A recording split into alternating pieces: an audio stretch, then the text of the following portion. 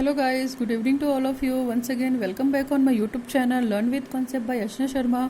I hope आप सभी अच्छे होंगे. आपका मेरे चैनल पर फिर से एक बार स्वागत है, ठीक है, जिसका नाम है लर्न विद कॉन्सेप्ट, जो कि मेरे द्वारा रन कराया जा रहा है, ठीक है. और कोशिश की जा रही है कि कॉन्सेप्ट के साथ चीज़ों को पढ़ें ताकि आपको चीज़ों को रटने की ज़रूरत ना पड़े, है ना, रूट लर्निंग की हैबिट ना पड़े.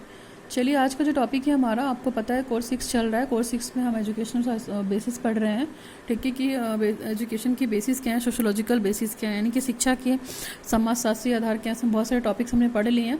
आज का हमारा टॉपिक है स्कोप ऑफ एजुकेशनल सोशियोलॉजी, यानी कि शिक्षा का समाजशास्त्र क्या है. देखिए, आपने इससे पहले सोशियोलॉजी पढ़ी, सोशियोलॉजी का मीनिंग पढ़ा, सोशियोलॉजी का इंट्रोडक्शन पढ़ा, ठीक.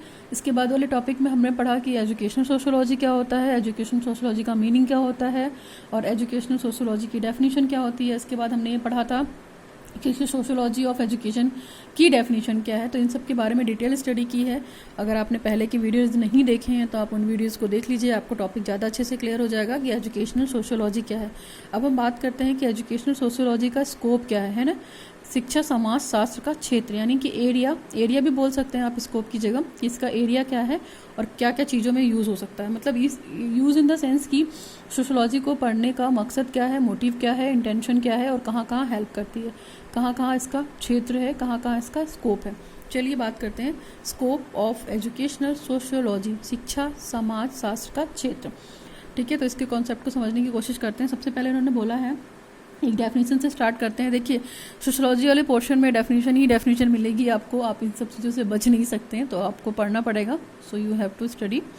Now according to the Brown क्या कहते हैं शैक्षिक समाजशास्त्र को लेकर, educational sociology applies the sociological principles of the whole process of education. देखिए, इनका कहने का मतलब है कि शिक्षा का जो भी पूरा प्रक्रिया है, आपको पता है कि शिक्षा क्या है, आजीवन चलने वाली कंटिन्यूसली प्रोसेस है. जब हम पैदा होते हैं तब से लेकर शिक्षा चलती रहती है और हम लाइफ में प्रत्येक दिन प्रत्येक क्षण कुछ ना कुछ अपनी लाइफ से सीखते रहते हैं. और सीखने को ही क्या कहते हैं हम, शिक्षा या एजुकेशन कहते हैं, ठीक है. तो इनका यही कहना था, ठीक है. तो इनका ये कहना था कि जो हमारा शिक्षा का पूरा प्रक्रिया है, ठीक है, हम यहाँ पे उनके प्रिंसिपल को स्टडी करने की कोशिश करते हैं. किस में, एजुकेशनल सोशियोलॉजी में. क्लियर, ठीक है. एजुकेशनल सोशियोलॉजी में हम उन चीज़ों का अध्ययन करते हैं जो सोसाइटी में हमारे प्रिंसिपल्स बने हुए हैं, जिनको हम अपने समाज में अप्लाई करते हैं और जो हमारे पूरे शैक्षिक प्रक्रिया का, मतलब पूरा शिक्षा प्रक्रिया का अध्ययन है एक तरीके से, ठीक है. तो इन्होंने ये कहा था. चलिए, अब हम स्कोप की बात कर लेते हैं कि स्कोप क्या है. अकॉर्डिंग टू द मार्विन ब्रिसलर के अकॉर्डिंग बहुत सारी चीज़ें हैं, बहुत सारे पॉइंट्स हैं, फटाफट पढ़ते हैं यहाँ पे. It describes the impact of external social system on the total educational process. देखिए, स्कोप क्या है इसका, कि ये पूरे एजुकेशनल प्रोसेस को बताता है कि आपका एनवायरनमेंट पे, एक्सटर्नल एनवायरनमेंट सिस्टम पे क्या स्कोप है ना. क्या मतलब, आपका जो शैक्षिक प्रोसेस है या आपकी जो एजुकेशनल प्रक्रिया है, उसमें आपके सोशल एनवायरनमेंट सिस्टम का क्या इम्पैक्ट है, ठीक है. स्कोप आपको ये बताता है. दूसरा पॉइंट है हमारा, it provides a systematic analysis of the school as a major system, ठीक है. अगर हम बात करते हैं कि जो हमारा एक बहुत बड़ा सिस्टम है स्कूल, ठीक है, तो एक ये पर्टिकुलर इन्फॉर्मेशन देता है, या पर्टिकुलर इन्फॉर्मेशन कोई तभी दे सकता है जब उसकी प्रॉपर वे में स्टडी की होती है. तो सोशियोलॉजी का, एजुकेशनल सोशियोलॉजी का एक ये भी स्कोप है कि वो पूरा एक सिस्टमेटिक इंफॉर्मेशन दे देता है आपको स्कूल की जो मेजर सिस्टम है हमारे सोसाइटी का, कैसे रन कर रहा है, यानी कि स्कूल और जो हमारी एजुकेशनल इंस्टीट्यूशन है उनके बीच का रिलेशनशिप क्या है ना, इनके बारे में भी स्टडी करता है, ठीक.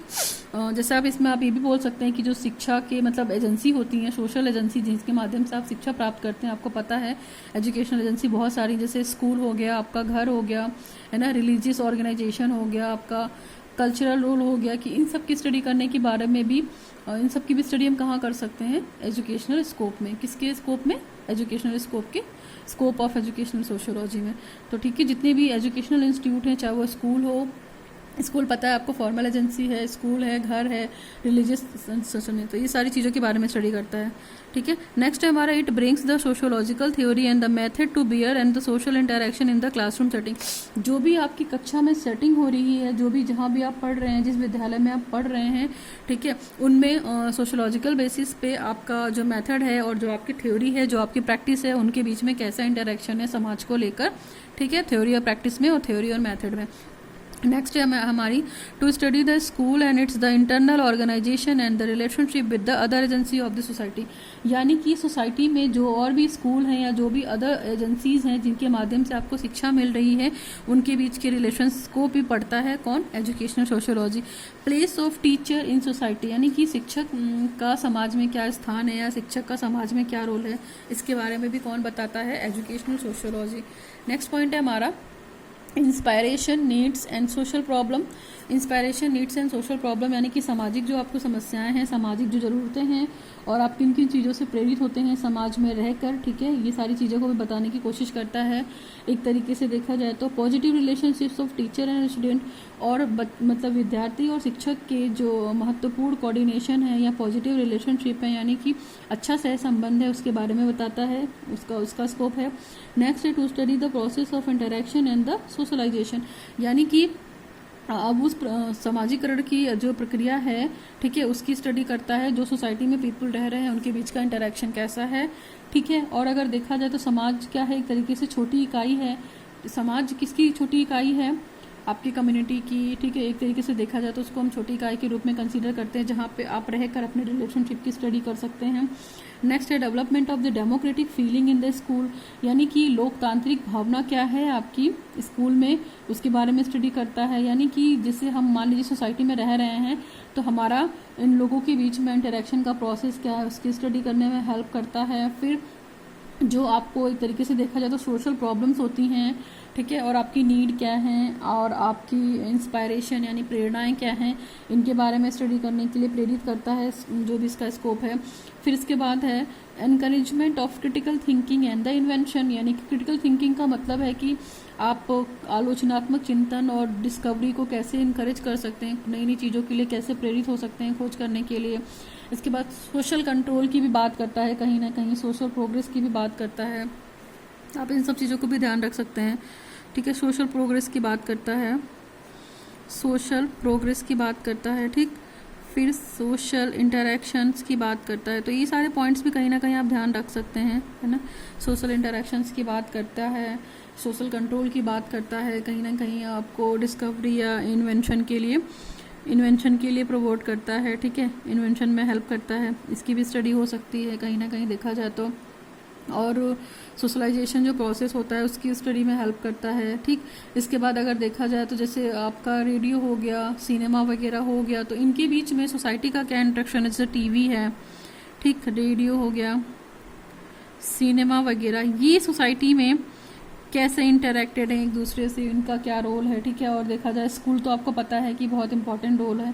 मैंने पिछले वाले लेक्चर में आपको बताया था कि school is the miniature of the society given by the John Dewey, ठीक है। तो स्कूल कहीं ना कहीं एक दूसरे से जुड़ा है। फिर समाज, जिस समाज में आप रह रहे हैं, जो व्यक्ति समाज में रह रहा है, ठीक है, उसका इम्पैक्ट कहाँ पर पड़ेगा, स्कूल में पड़ेगा, तो उसकी भी बात करता है। फिर स्कूल में डेमोक्रेटिक फीलिंग की भी बात करता है।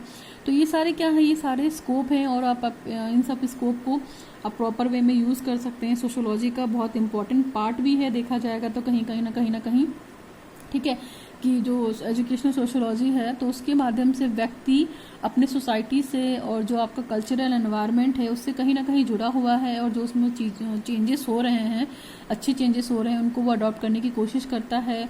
और जो वहाँ पे देखिए आपका कुछ रोल मॉडल है तो उसको वो फॉलो करने की भी कोशिश कर रहा है। तो इन सब के बारे में भी कौन स्टडी करता है। और अपने आप में देखा जाए तो काफ़ी ब्रॉड स्कोप है एजुकेशनल सोशोलॉजी का, ठीक है। मैंने यहाँ पे आपको 10 बता दिए हैं और काफ़ी कुछ बोल भी दिया है, तो आपको कोई दिक्कत नहीं होनी चाहिए इस वाले टॉपिक में, स्कोप ऑफ एजुकेशनल सोशोलॉजी में, ठीक है। अगर आपको दिक्कत होती है तो आप एक बार कंसर्न कर लीजिएगा। मोटा मोटा मैंने बता दिया है, टीचर के रिलेशनशिप को बताता है कि सोसाइटी में क्या है, ठीक है, आपकी स्कूल की इंपॉर्टेंस को बताता है, सोशल प्रॉब्लम्स, नीड्स एंड इंस्पायरेशंस के बारे में भी बात करता है, ठीक है।